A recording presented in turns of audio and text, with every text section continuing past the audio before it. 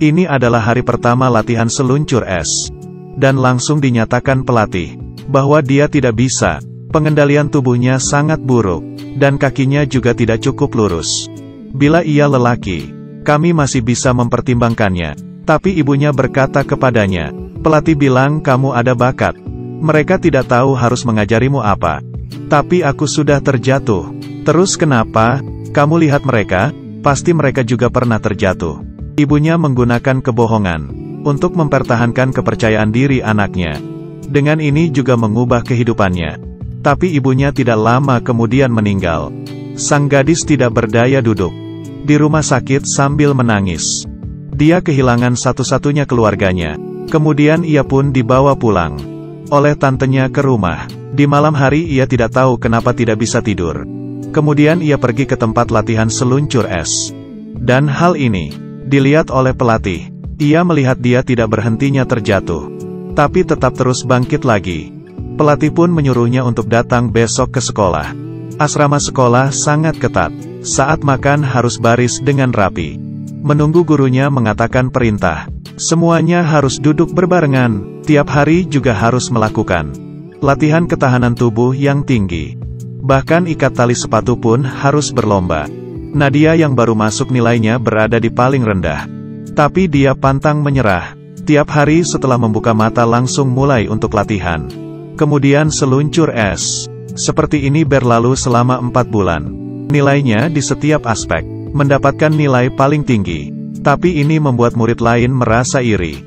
Di saat ia tidur, mereka mengambil sepatu seluncurnya, lalu mengotak-atik pisau di sepatunya. Keesokannya di hari penilaian, Nadia yang pertama untuk tampil. Tapi ia terjatuh. Tapi dia tidak terganggu usaha latihan kerasnya, sehingga dia sudah memikirkan bila terjadi hal seperti ini.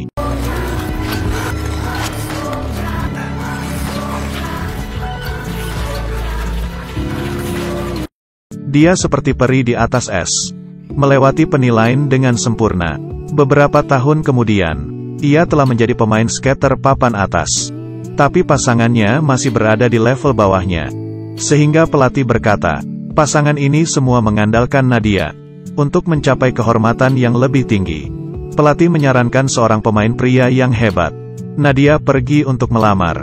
Tapi saat di sana, ia ditipu oleh pemain lain, membuatnya terjatuh. Tapi ini tidak mempengaruhi penampilannya. Dengan cepat ia menarik perhatian semua orang. Pemain pria melepaskan bajunya dan berjalan ke depan Nadia, ingin berseluncur bersamanya. Pertama kali dipasangkan, keduanya saling diam. Dengan begini Nadia pun terpilih. Sejak itu mereka mulai memenangkan perlombaan. Tiap perlombaan dan hubungannya membuat keduanya saling jatuh cinta. Mereka penuh percaya diri untuk memenangkan lomba dunia. Tapi di saat latihan terjadi kecelakaan. Pacarnya ingin terus mencoba teknik yang mereka tidak pernah lakukan.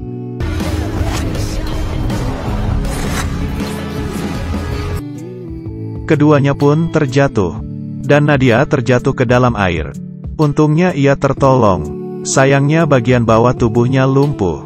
Dalam sekejap pacarnya mengganti pasangan dan memutuskan kontak dengannya. Pelatih membawanya kembali ke sekolah. Tapi Nadia frustasi. Dia kehilangan kedua kakinya, hal paling berharga yang dimiliki seorang skater. Wanita ini datang untuk melerai, tapi ia malah terpukul.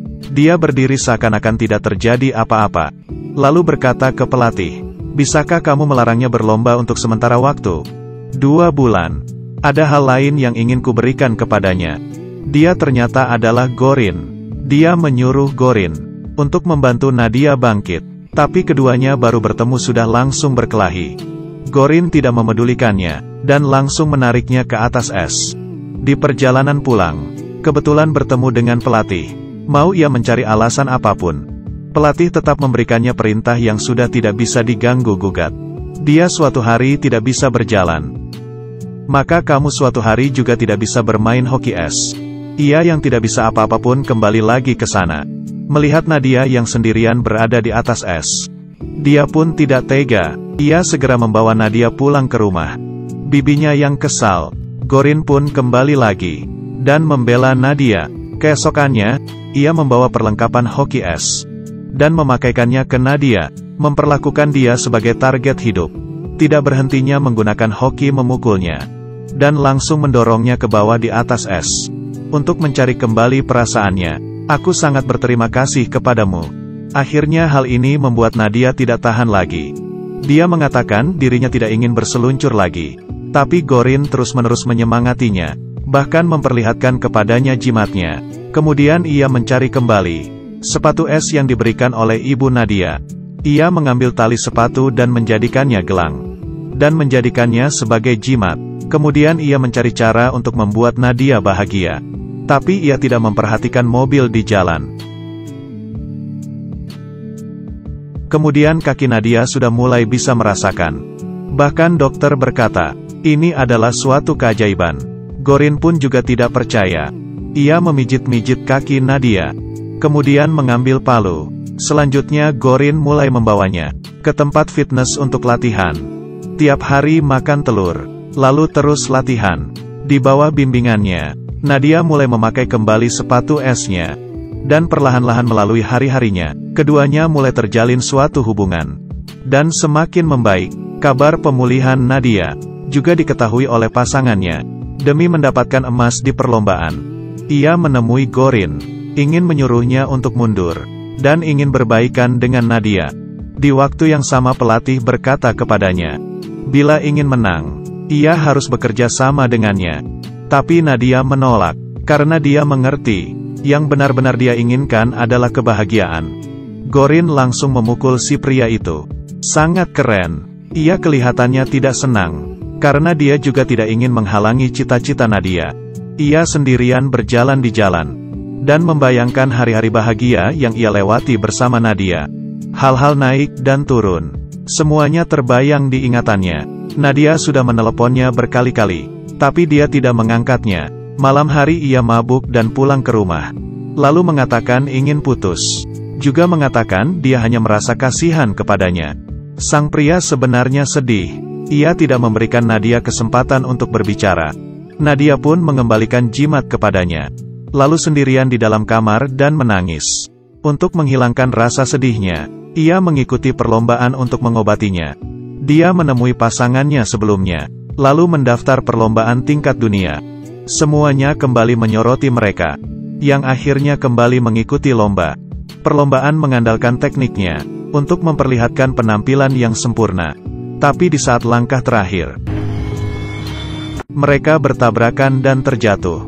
Dan adegan ini dilihat oleh Gorin yang menonton dari TV. Dia langsung ke tempat perlombaan. Setelah perlombaan pertama selesai, dokter menemukan alasan kenapa penampilannya gagal. Itu adalah masalah mentalnya, dan menyarankan Nadia untuk mundur dari perlombaan. Tapi dia bersikeras untuk tetap lanjut. Pasangannya mengatakan bila seperti ini hanya akan mempermalukan mereka. Ia juga memarahinya, mengatakan dia gila. Setelah perlombaan dimulai, hanya penampilan solo dari Nadia. Pasangannya menolak untuk tampil. Gorin pun datang menemuinya, dan memintanya untuk mengikuti lomba. Lalu berikan jimatnya kepada Nadia. Tapi dia sebenarnya tidak ingin melakukannya. Sekarang Nadia sendirian menangis di atas pertunjukan. Dia tidak bisa apa-apa, dan menyuruh pria itu untuk melepas bajunya. Kemudian ia bersama pelatih datang ke atas pertunjukan untuk membantu Nadia. Pertama dia memakaikan kembali jimat kepada Nadia, lalu mengatakan isi hatinya. Semua penonton pun memberikan selamat. Keduanya akhirnya berbaikan dan bersiap untuk tampil. Tapi pihak panitia menolak untuk memutarkan lagu. Dan di saat itu penonton membuka lagu. Berawal dari satu orang lalu semuanya. Keduanya mengikuti alunan lagu, dan memulai penampilan mereka. Teknik Gorin tidak dihitung sempurna, tapi dia mengeluarkan usaha kerasnya. Perlombaan ini sudah pasti tidak ada hasilnya. Tapi untuk mereka sendiri, mereka sudah merasa cukup. Ini adalah film yang diadaptasi dari kejadian nyata. Mereka membuat kita mengerti, hanya dengan pikiran di dalam hati, maka akan ada harapan. Bila ada niat, setiap usaha kita pasti akan melebihi dari yang kita